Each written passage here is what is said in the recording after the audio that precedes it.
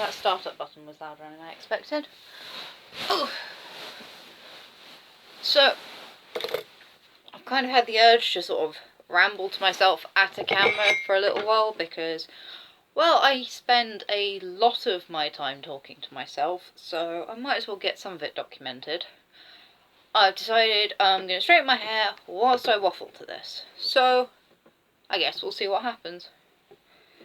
Now, I've had many arguments with my hair before when it comes to straightening it, because I am blessed with some really curly, really thick hair, which is, like I said, blessed, because there are so many who would, well, who go to extreme lengths to have the sort of crazy hair I naturally have.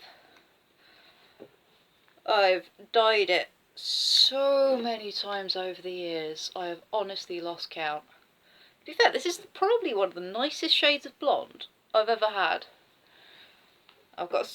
Anyone who's ever bleached their hair, especially, will be able to come up with some horror stories, but one I think of is in 2014, I decided at the end of the year, after crashing heavily back into an emo phase and dyeing it black, after only a couple of months I decided enough's enough, and in the space of 2 days I went from black to blonde.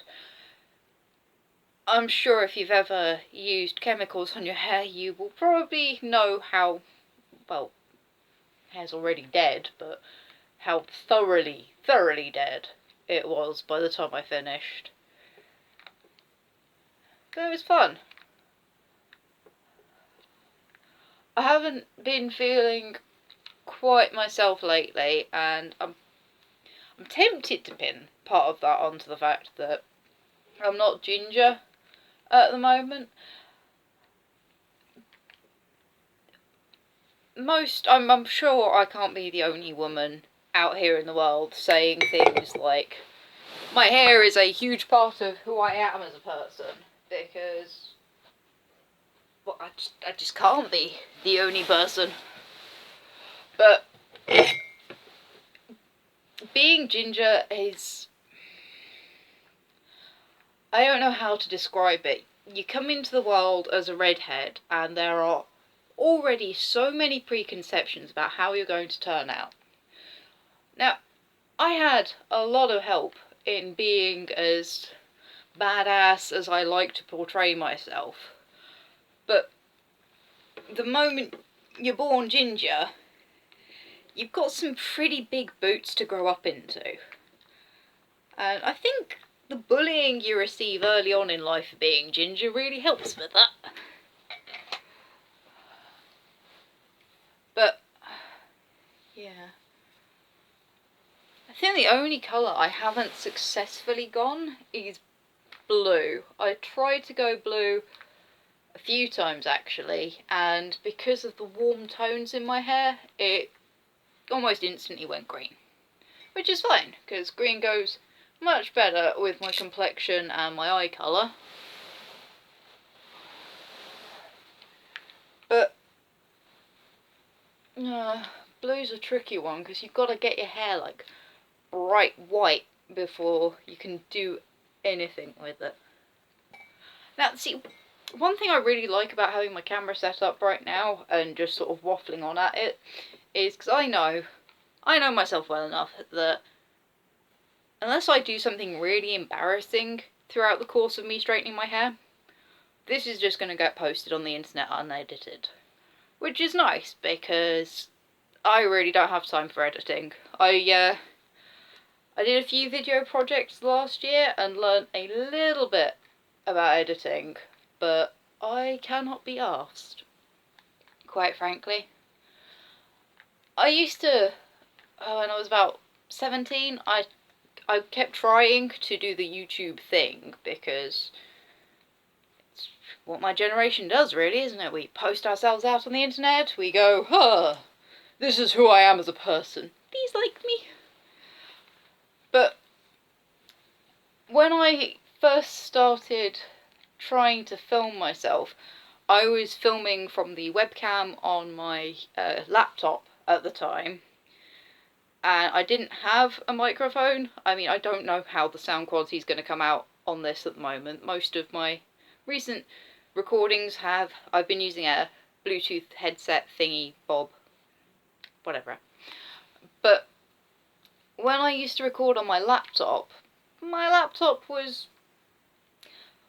fairly busy, so it was whirring real loud. So if anyone has any interest in revisiting 17-year-old Taz, I think my name was Tazzy Iroway Cabane, because I was such a fangirl.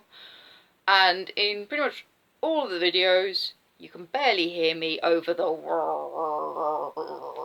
noise.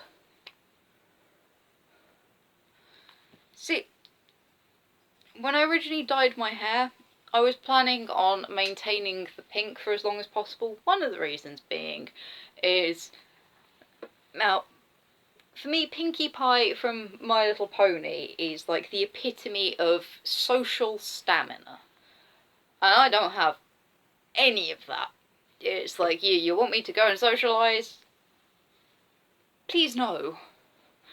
One of the things I really appreciate about my relationship is the fact that Martin's very tall and very sturdy and reliable, which means that when it comes to socialising, I can generally hide behind him, which is comforting.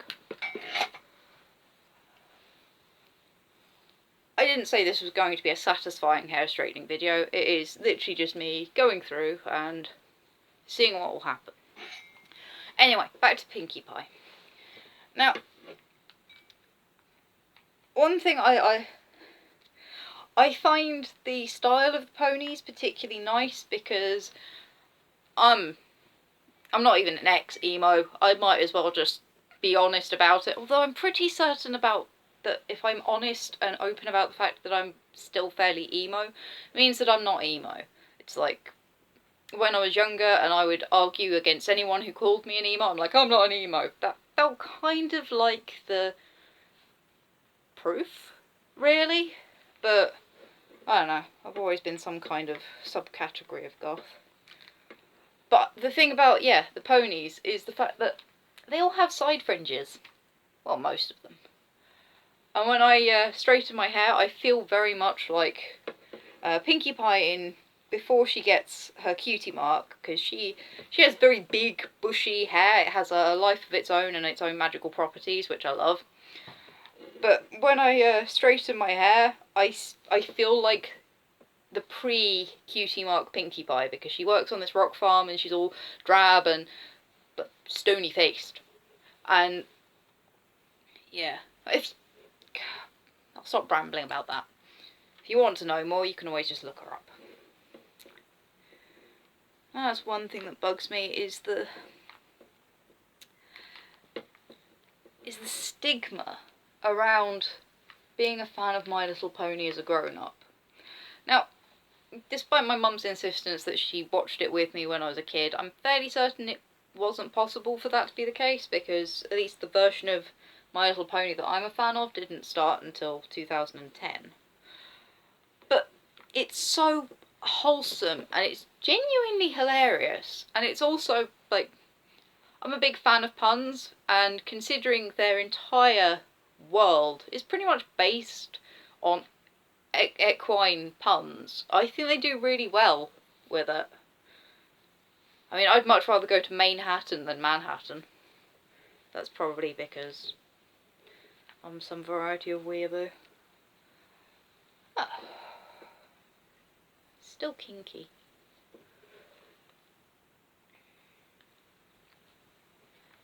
Ah.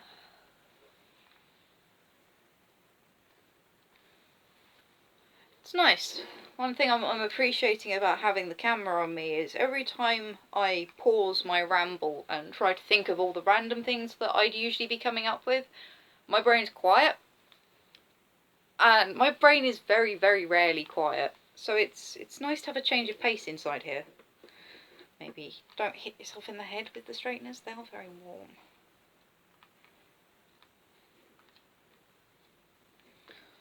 I have no idea what the back looks like, and at this point I feel like I'm probably doing more damage than necessary. But it's really fun to straighten hair. It's also really fun to do ironing, I say, despite the fact that I've made it very publicly clear more than once today that I don't own an iron. Which is why the straighteners were already out.